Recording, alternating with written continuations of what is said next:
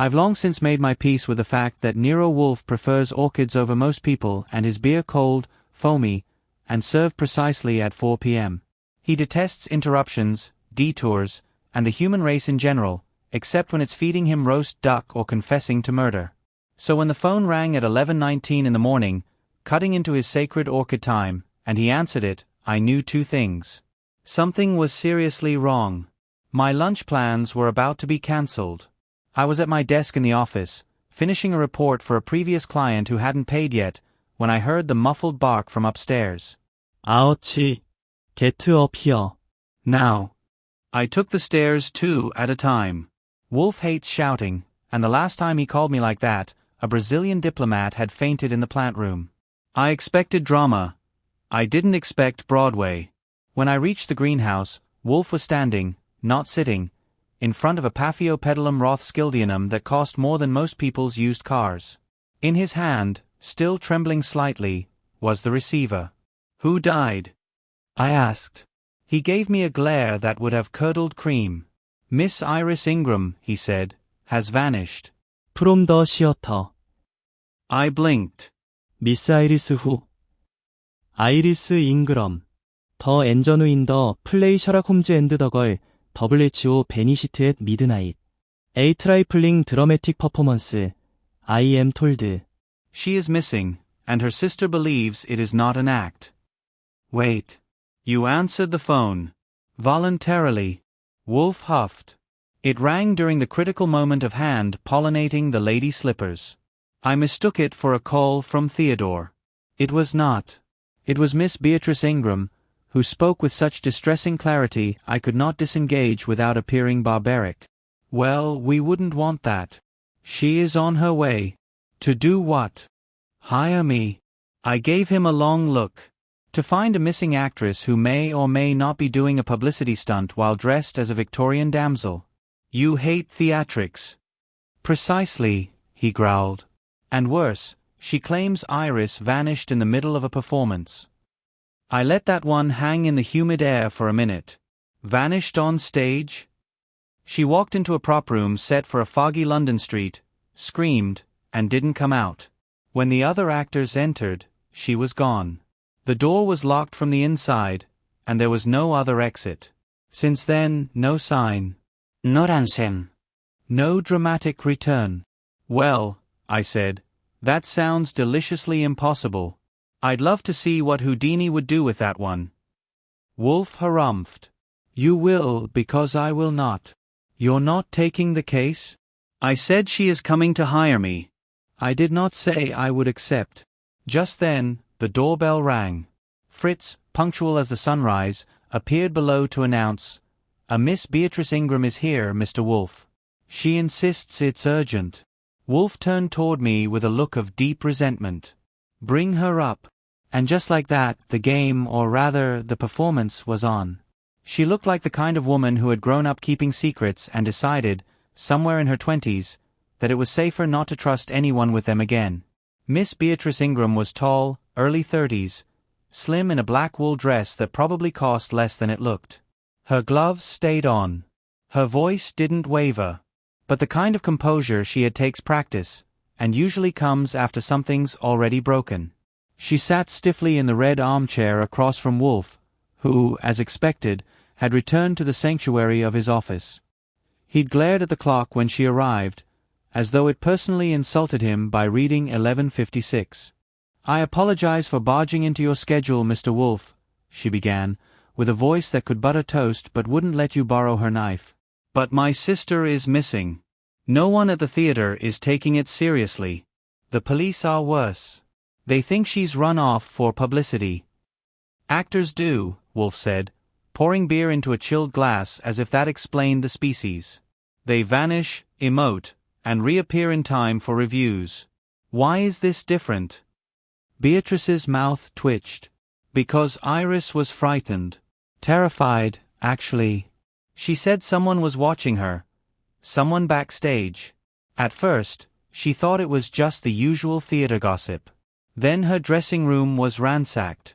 Twice. Reported. Of course. The stage manager chalked it up to overzealous fans. The second time, the security camera feed was mysteriously erased. They blamed a technician and kept rehearsing. Then came opening night. Wolfe waved a finger. Let us address that. You told me your sister disappeared during the performance. Beatrice nodded tightly. Act 2. Scene 3. Iris, as Lucy Hargrove, is meant to follow a trail of letters into a fog-filled alley, really just a side set with a fake gas lamp and mist machine. She steps through the door. There's a scream, off stage. The detective character runs in. Iris isn't there. The door was locked. No one found the key.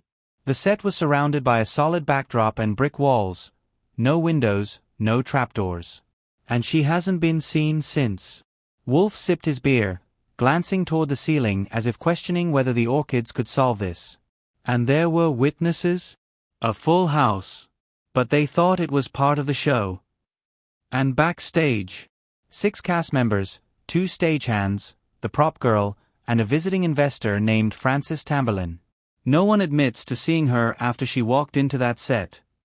Wolfe sighed. You believe she is dead? I believe she didn't walk out on her own. He closed his eyes and rubbed the bridge of his nose. 미스 잉그럼. If your sister staged a clever disappearance, she will turn up soon, no doubt weeping beneath stage lights. If she is dead, we are dealing with either a murderer skilled in vanishing acts or one assisted by architectural absurdity. Beatrice didn't flinch. Then I suppose you'll need to determine which. That did it.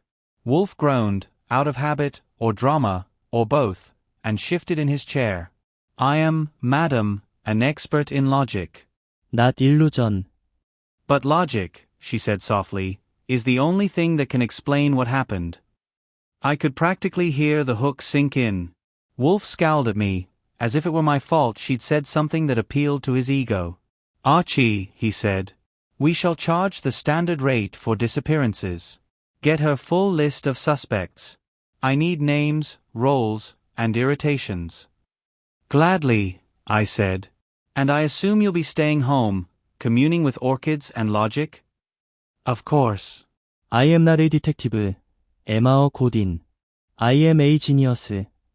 By 3 o'clock that afternoon, I was elbow deep in the smell of sawdust, old velvet, and something halfway between stale perfume and newer lies.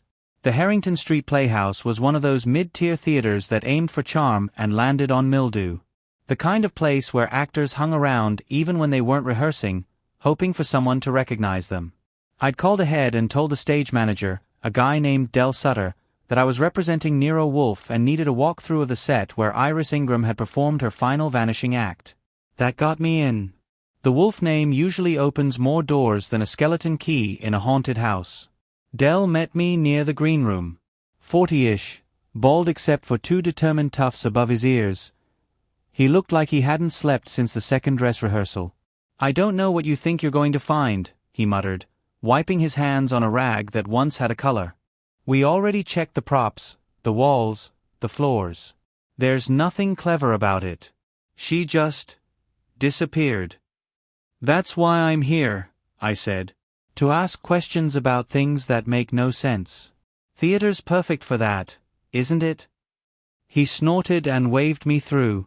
The prop alley, where Lucy Hargrove was supposed to get herself lost in fog and fear, was dimly lit and eerie even in daylight. A painted brick backdrop. A false door with a brass handle. A rickety lamppost with an old-school Edison bulb that buzzed faintly. 더 미스트 머신 세트 더 코어너 라이크 에이 썰킹 드래건. 노 트래프 도어즈. 딜리트 그럼벨드. We had a tech rip up the floorboards after the cops threw a tantrum. Solid. Iris walked in during scene 3, screamed off stage, and poof. 커튼 다운. Except she didn't come out for Bose. Who else had access back here? He scratched his head. 더 캐스트, 투 그리프스, 앤드 프랜시스 텀베어린. 인베스터. He likes hovering around actors like he's auditioning for something. And you? Me? Del frowned. I was running cues from the booth. Didn't even hear the scream until 2 seconds after the crowd started whispering. I thought it was just a bad timing glitch. I poked around the fake doorframe. Something about the hinges looked newer than the rest of the set. Anyone check the back wall for loose panels? Twice. Wolfe think she Houdini'd herself into the wallpaper? No, 울프 더전트싱 애니싱 예트. He's just sipping beer and letting me bruise my knuckles out here. I left Dell mumbling to the lamppost and made my way toward the dressing rooms. Beatrice had given me a name, Trina Lovell, Iris's understudy and apparent roommate during the run. I figured she'd have either something to hide or something to spill. She opened the door before I knocked twice. Red hair, 5'4", big green eyes that widened when I said, Nero Wolfe. 홀리 헬, she muttered. You people really think she's dead? We think she's missing. You're the understudy? I was. Not anymore. Show's cancelled till further notice. She gestured to the half-packed suitcase on the bed. The whole place is crawling with whispers. You want coffee or confessions? I'll take both if you serve them hot. She poured a cup and leaned against the vanity. Iris wasn't scared of much. But the week before opening, she got jumpy. Claimed someone had gone through her bag. Jewelry was missing. Her marked-up script was tossed. She said someone wanted her out. Out of the show? Or out of the way? Did she name anyone? Trina shook her head. Just said it was someone important enough to be untouchable. I thought she was being dramatic. You know, theater stuff. You think she ran off? I think she knew something she shouldn't have, and whoever didn't want her talking made sure she didn't. That's when a voice cut in from the hallway. She didn't run. A tall, sharp-faced man in a navy blue suit stood in the doorway. His eyes were cold, his shoes polished, and his presence very practiced. Iris was murdered, he said flatly. And if you want to know why, you'll look at Francis Tamberlin's bank records. He has more to lose than any of us. Name? I asked. Julian Vance, he replied. I played Sherlock Holmes. And off stage, I knew Iris better than most. I took a long sip of coffee. The cup was shaking just enough to need steadying. Either someone was acting real well, or I just stumbled into the middle of the show's real climax. By the time I got back to Wolfe's brownstone that evening, my notepad looked like it had been through a custody battle. Between Dell's denial, Trina's suspicions, and Sherlock Holmes himself accusing a moneyed investor of having blood on his checkbook, I figured the plot was about to do more twisting than a noir script with a deadline. Wolfe listened with half an ear, the other firmly planted in a conversation with Fritz about the missing saffron for tomorrow's bouillabaisse. Once I got to the part about Julian Vance's accusation, though, Wolfe turned his head like a dog sniffing something new. Ah, he said. The peacock speaks. You mean Vance? He strikes me as one who measures his syllables with a silver spoon. What did he gain from Miss Ingram's absence? Center stage and a better spotlight, I said. But he claims he loved her. Yes. Love, that gallant rationalization for all manner of villainy. Before I could report Trina's bit about Iris's missing script, the phone rang. Fritz answered, and in seconds, Wolfe's schedule took its second beating of the week. Mr. Goodwin, he said, holding the receiver out. The NYPD. My favorite bedtime story. Inspector Kramer's voice was hot enough to melt my tie. Archie, tell Wolfe this them case just got deeper. Another actor's missing. Who? 주련 Vance. Your Fancy Holmes. I whistled. You think he bolted? I think someone didn't like his mouth. He was seen arguing with Tamberlin this morning. Then he doesn't show for the cast meeting tonight. His apartment's empty. No suitcase. No note. And the back door was wide open. When I relayed that to Wolfe, his reaction was purely nasal, a slow, disgusted inhale through flared nostrils. 2 disappearances, he said. Same setting. Same cast. Same investor. I raised an eyebrow. So you are officially interested? I am officially annoyed. Bring me Tumberin. I paused. You want him to come here? Yes. He wishes to fund the arts. Let him experience intellectual theater. I paid a visit to Francis Tamberlin the next morning, catching him just before brunch at the Union Club. He was 55, clean-shaven, sharp as a knife in a $3,000 suit, and smug in the way only rich men with secrets can be. "Iris Ingram was a friend," he said. "Her performance helped my investment. I'm very upset by her disappearance." "You mean from a financial standpoint?" He smiled. "That too. And Vance. Actors come and go. He'll return when his ego deflates." "You argued with him." He sipped his mimosa. "We disagreed over casting direction. Nothing criminal. I gave him the invitation to Wolfe's brownstone anyway. He read it like it was a summons from the IRS, then folded it in half and tucked it into his pocket. "I'll see your genius tomorrow," he said, eyes glittering. But he'd better have something better than gossip and envy. Back at the brownstone, Wolfe was in a sour mood. A second person missing had cut into his appetite. That meant war. He tapped the armrest with one thick finger. "Mr. Goodwin, we are dealing with a closed circle of performers, all willing liars by profession. One of them has learned to lie without applause." I nodded. "And you think they're still lying?" "More than that," he said, rising slowly from his chair, a rare event. "I think someone is preparing their final scene. And we are in the front row." You'd think a second disappearance would spur Wolfe into a flurry of motion, maybe even motivate him to lift a leg and descend the brownstone steps. You'd be wrong. Instead, it triggered one of his famous moral seizures. Half outrage, half opera. "This is absurd," Wolfe announced the next morning as I entered the office. "I will not proceed." Fritz peeked his head in, alarmed. "Sir, the duck à l'orange." "Let it rest," Wolfe grunted. I shut the door behind me, leaned on the edge of my desk, and crossed my arms. "Mind explaining why we're pulling out now?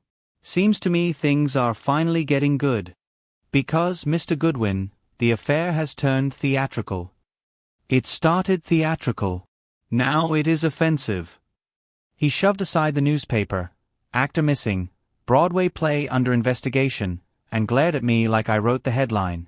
"I do not enjoy being manipulated," he continued. "Tamper with a performance, vanish from a locked room, that is parlor trickery. But to do it twice, and draw me into a net of artifice and self-promotion? I will not be made a puppet by puppets." "Wolfe," I said carefully, "if someone is disappearing actors on purpose, that's not a stunt, it's a pattern. And patterns mean something." He grunted and reached for his morning beer with more force than usual. "Then let the police find it. They're too busy assuming Vance flew to Vegas with a chorus girl. Kramer's already 3 false leads deep and yelling at anyone who says, 'Trapdoor.'" That got a nostril twitch. I said to the hope. "Besides, I brought you a souvenir." He eyed me. "From the theater." "From Trina Lovell's dressing table." She was about to toss it. I slid the item across his desk, a crumpled corner of a script, handwritten notes in blue ink along the margins, clearly Iris Ingram's. Wolfe sighed but unfolded it. His eyes moved with slow distaste, as though forced to read sheet music transposed by a baboon. Then he frowned. "The underlining," he murmured. "This is from Act 1. She circled a line repeatedly. He read it aloud. He watches from the shadows, where even a scream cannot escape. "Poetic," I said. "Prescient," Wolfe corrected. He turned the page, scanning. "There is no dramatic purpose in these particular annotations. But they are deliberate." She was trying to remind herself, force herself, to highlight something.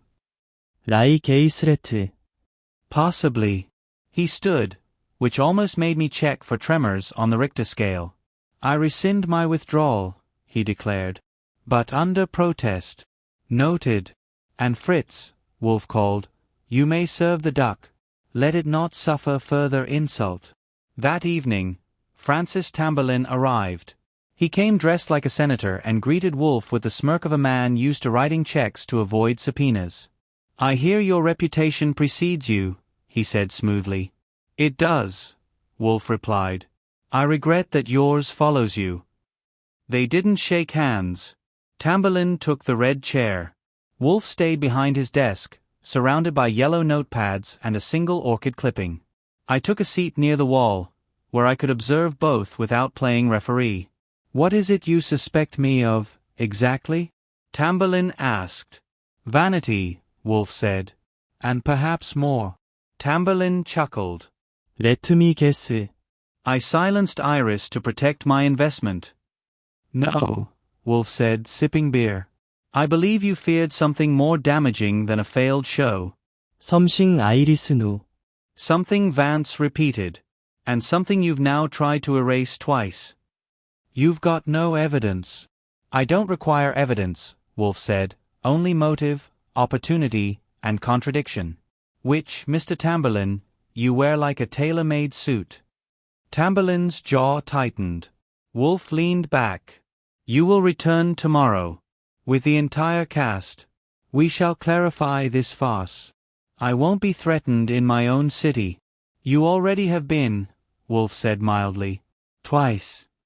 Tamburlaine stood, adjusted his cufflinks, and walked out without a word. Wolfe looked at me, one brow lifted.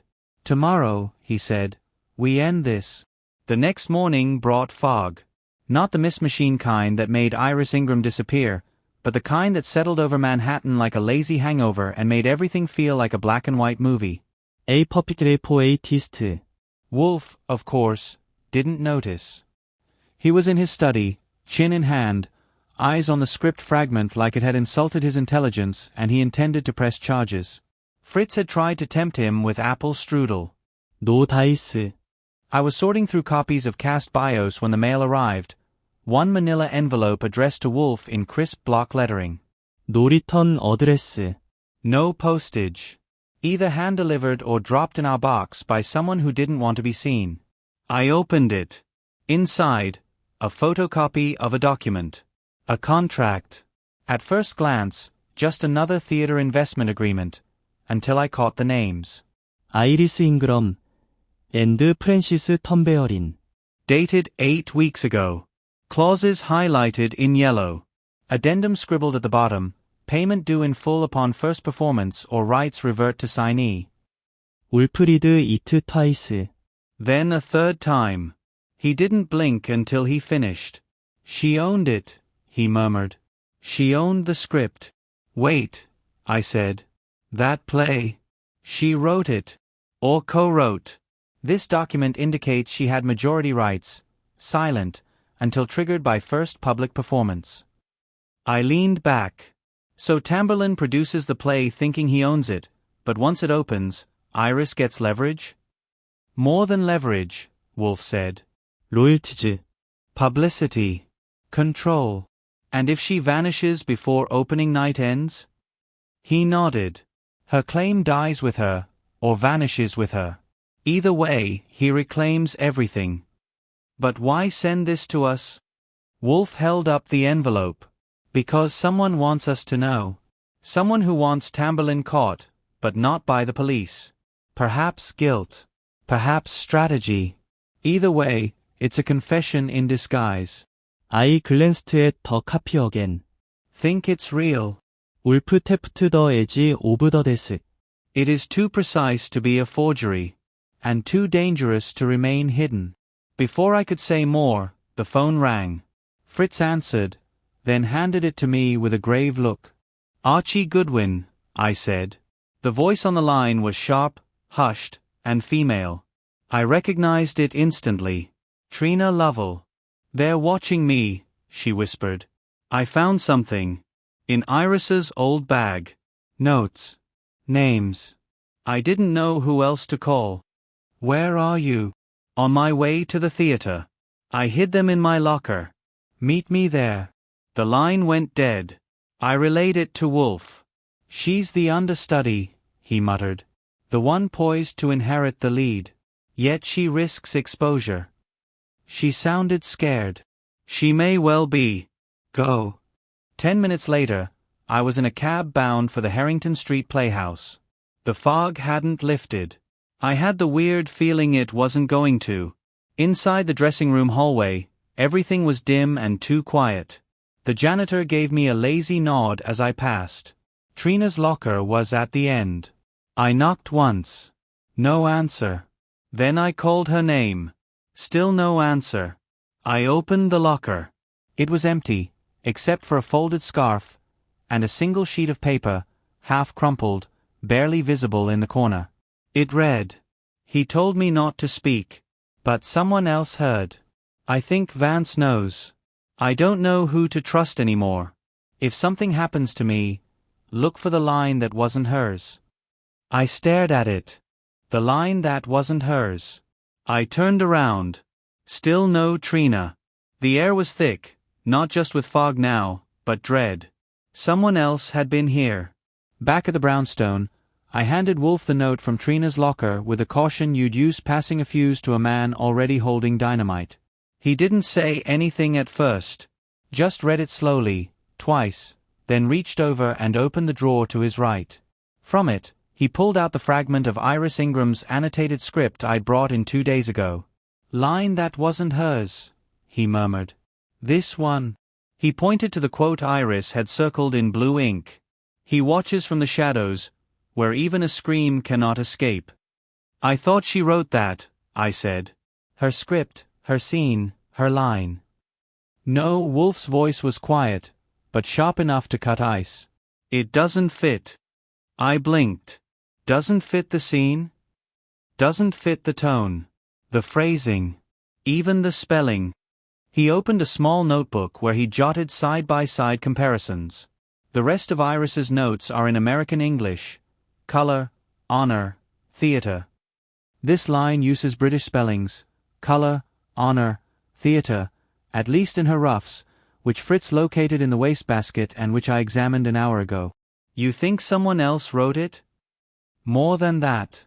Someone else inserted it into a script they thought no one would notice. But Iris did. And she marked it." I whistled. So a single line, one sentence, was a flag. "Planted by someone with access to the master draft," Wolfe said. "Someone who knew the script inside out. Someone who knew a public performance would bind the contract and needed a legal edge." "You mean they forged the script?" "No. They tampered with it. That line was not in the original script Iris and Tamberlin signed off on." I sat forward. "So they added it after, during production, to create a legal argument that Iris wasn't the sole author." "Precisely. And only Iris noticed." "Yes. And she left us the clue in plain view." He stood. Again. "That made 3 times in 1 week, and a definite sign the planets were off their axis." "Get everyone here," he said. "The cast. The crew. Tamberlin. Even Kramer, if you must. Tonight. 7 o'clock. The office." "You're calling the gathering?" "I am.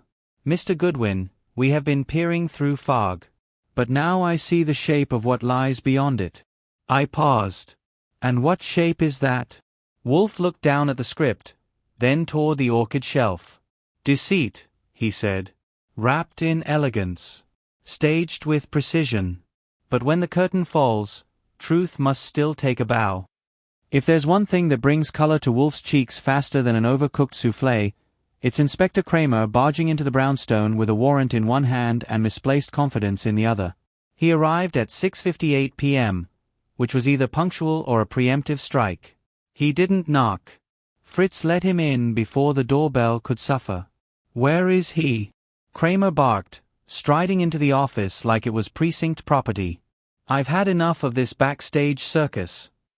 Wolfe barely looked up from his armchair. "Good evening, Inspector. Do remove your hat indoors." Kramer tossed it onto the credenza like it owed him money. He was holding a thin file and wearing the kind of smile that only shows up when someone thinks they've won. "I've got your murderer, Wolfe. No need for your vaudeville act tonight." I leaned against the wall with my arms folded. "Let me guess. You found Vance's wallet in Trina's apartment and decided she did it out of jealousy?" Kramer spun to face me. "Not just the wallet. Blood on her scarf. Her fingerprints on his dressing room door. And get this, She had a one-way train ticket to Chicago. Wolfe sighed like a disappointed tutor. Inspector, you astonish me. She was running, Wolfe. She was frightened, Wolfe corrected. Someone likely planted that wallet, left the scarf, and fabricated her panic. She called us because she found Iris's note. And she vanished because someone silenced her. Kramer frowned. So you think she's dead? I think, Wolfe said, leaning forward, that if you do not release her by the end of this evening, you'll be booking the wrong person for the second time in 3 days. Kramer stared at him. You're bluffing. I never bluff. At that moment, the suspects began to arrive. One by one, they filtered into the office. Del Sutter, the stage manager, sweating like a broken hydrant. Trina Lovell, escorted by a red-faced uniform, visibly shaken but intact. Beatrice Ingram, composed as always. And finally, Francis Tamberlin, flanked by 2 lawyers and an ego the size of the Hudson. The room was crowded. The air, tense.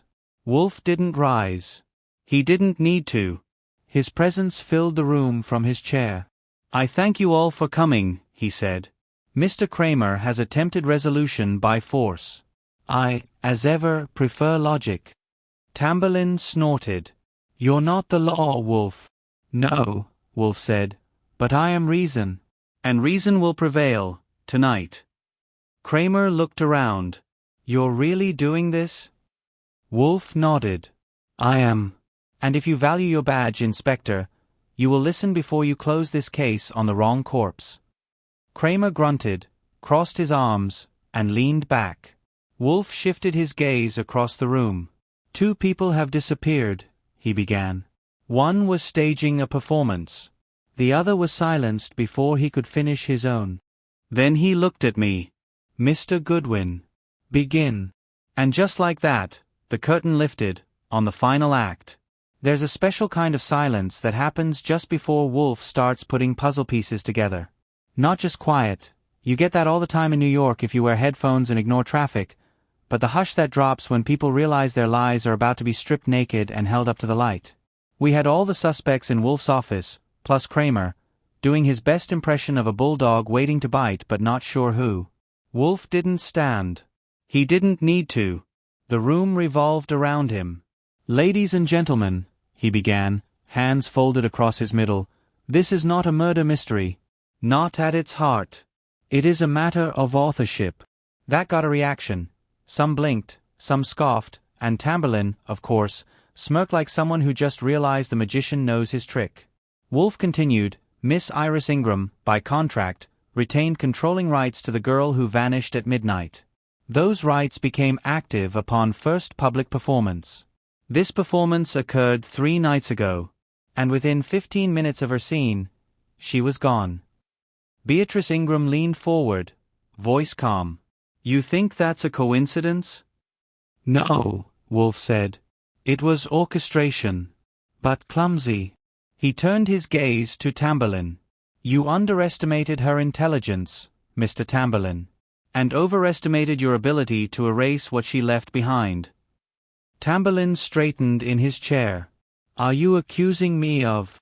I am not finished, Wolfe snapped. Mr. Goodwin? I stepped forward and placed a small stack of items on Wolfe's desk. The altered script page, the unsigned contract, Trina's note, and a digital printout Fritz had assembled of every version of the performance script uploaded during the last 3 weeks. Wolfe tapped the script. This line, he watches from the shadows, where even a scream cannot escape, was not written by Iris Ingram. It does not match her style, her grammar, or her voice. It was inserted, quietly and cleverly, into Scene 3, Act 2. Precisely the scene in which Iris vanished. Julian Vance's understudy, present tonight because Vance himself was still nowhere, spoke up from the couch. But how would that help anyone? Wolfe turned to him. Because that line appears in the published script copy registered for copyright, dated 2 days before opening night. That version lists Tamberlin as co-author. A forged adjustment, made in secret. Tamberlin's lawyer started to say something, but Wolfe raised a hand like a conductor halting a premature trumpet. The moment the curtain rose, and Iris spoke that line, the amended draft became valid, unless she contested it. Which she was preparing to do. That's what Trina Lovell found in the locker, a draft with the original wording, and a legal addendum prepared for her lawyer. A final checkmate, Beatrice whispered, and she was silenced before she could file it. Precisely, Wolfe said. Kramer growled, You've got motive, Wolfe, but no body. I have more, Wolfe said. I have opportunity. He gestured toward Del Sutter, the stage manager, present backstage when Iris disappeared. In charge of lighting, set doors, and technical timing. Who else could ensure the mist machine activated just as she crossed the stage, and the secondary exit remained unlocked? Del turned pale. I didn't. You did nothing to stop it, Wolfe cut in. You were paid not to. Wolfe turned to Kramer.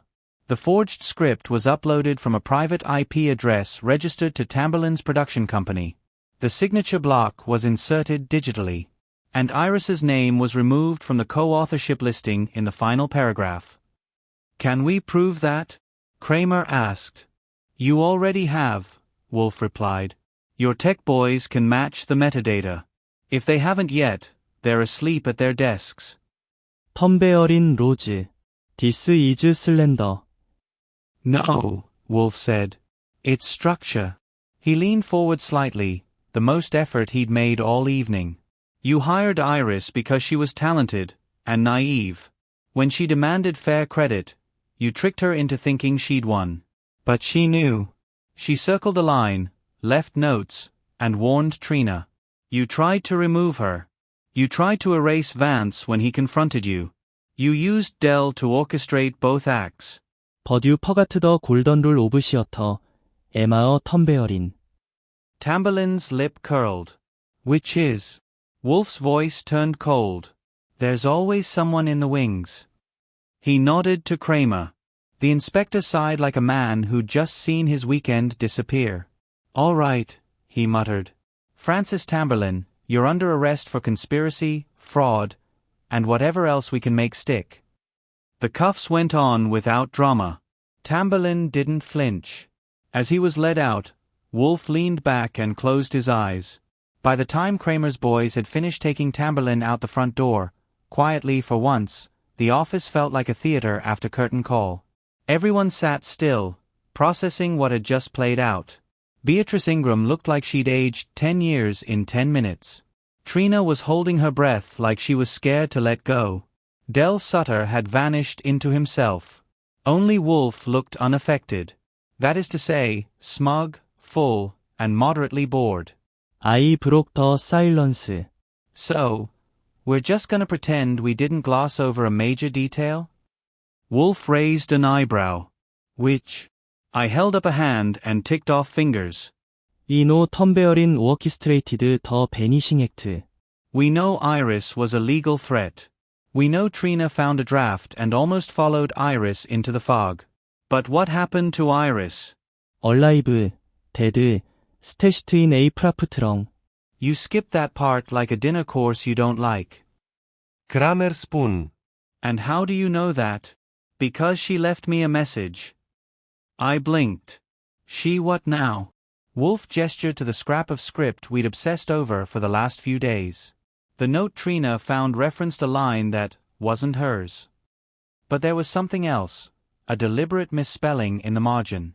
The word, color, with a British U. So, Kramer asked. Iris was American. Her drafts show perfect American spelling, except on that line.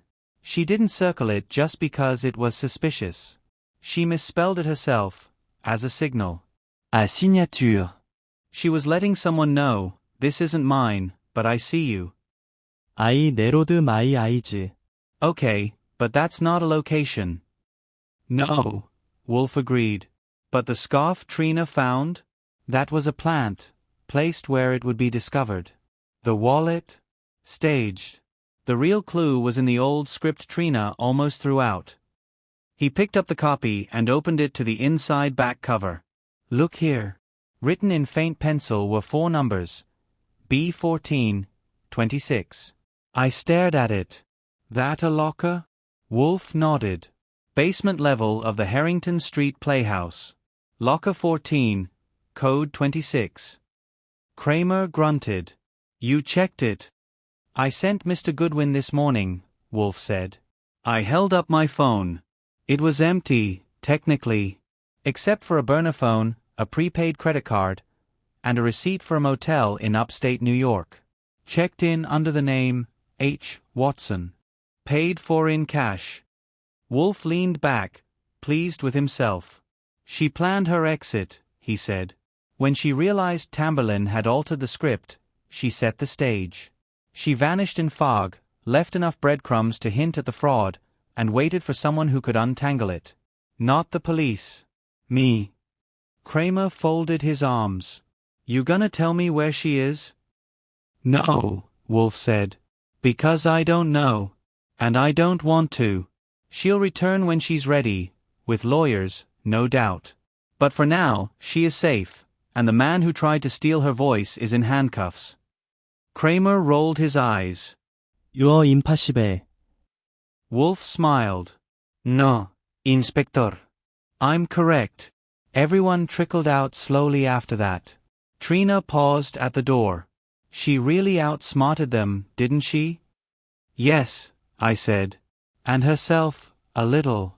But she left a trail for us. She trusted you. I smirked. Technically, she trusted Wolfe. I'm just the one who gets the paper cuts.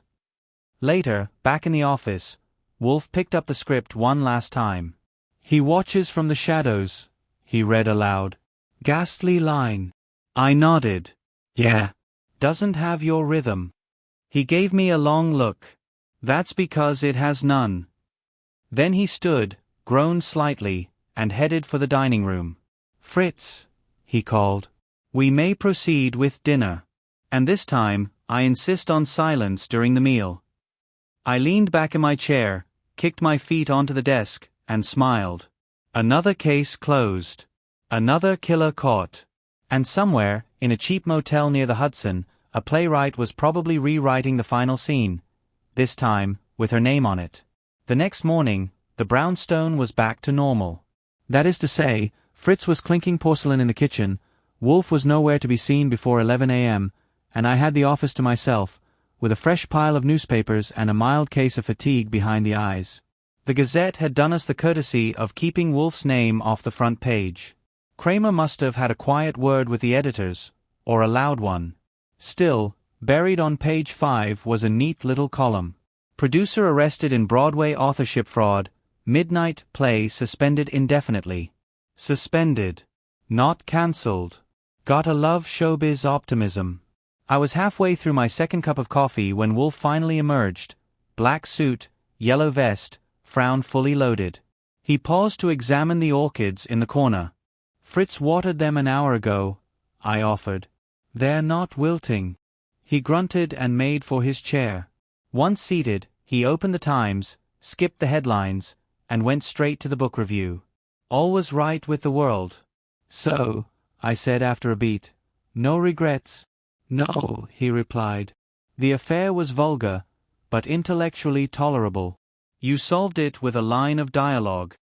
I solved it, he corrected, with the knowledge that people reveal themselves not through what they say, but through what they try to say and fail. He paused. The stage is merely a mirror, Mr. Goodwin. Some prefer not to see their reflection. I tipped my cup. That's deep.